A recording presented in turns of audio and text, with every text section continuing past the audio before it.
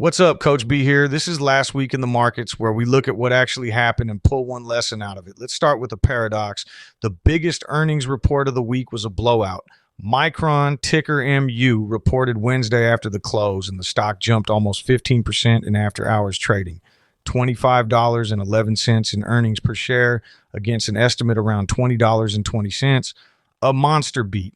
And yet the tech tape still finished the week in the red. So the question for today is simple. The best earnings of the week landed and tech still fell.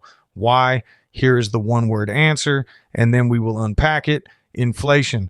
On Thursday, we got the May reading on the Fed's favorite inflation gauge, the PCE. It came in hot. Headline inflation ran at 4.1%, the highest in 3 years, and the core number, stripping out food and energy, was 3.4%. Both of those were accelerating, not cooling. When inflation runs hotter than people hoped, the market assumes interest rates stay higher for longer, and higher for longer rates are poison for the most expensive, fastest growing names because their value is built on profits way out in the future. So let's look at the tape, and you will see exactly that play out. This was a 5-session week, Monday through Friday, the first full week after the Juneteenth holiday, and it split right down the middle. The S&P 500 through the SPY fell about 2.4% on the week.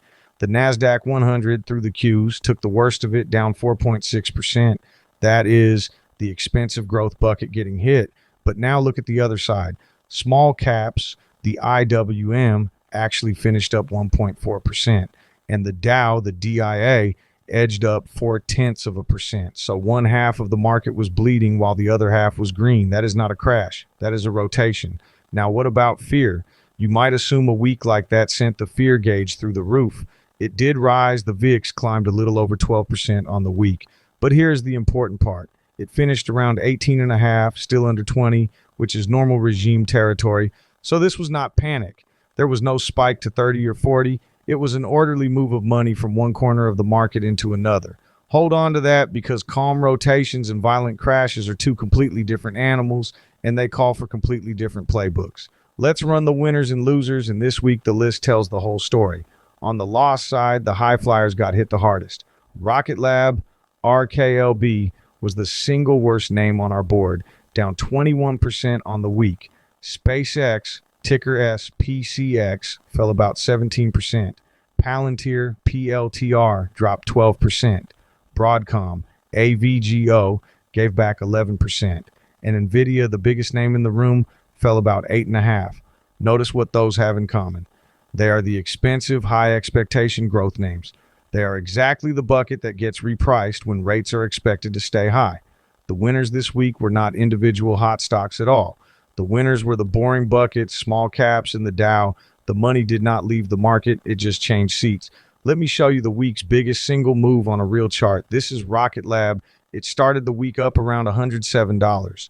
Then it just walked lower day after day. 100, then 95, then 85. It bottomed near 80 on Thursday before bouncing a little to close the week at 84.5. That is a 21% haircut in 5 sessions, and there was no single piece of bad news from the company.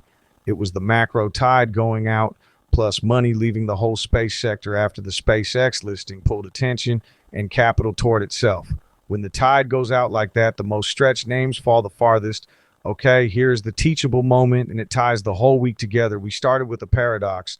Micron, the best earnings report of the week, and the tech tape fell anyway. Now you know why. The macro print beat the micro story. One company's blowout quarter could not fight a hot inflation number that repriced the cost of money for everybody. When you see something like that, do not just stare at the one stock that reported. Step back and ask what changed for the whole market. The single clearest tell this week was small caps green while the NASDAQ was red. That one line tells you it was a rotation, not a collapse, and that is a very different thing to trade around. That sets up tomorrow. In last week, we look back. In the week ahead, we look forward at what is on the calendar and how I would read it, so come back for that.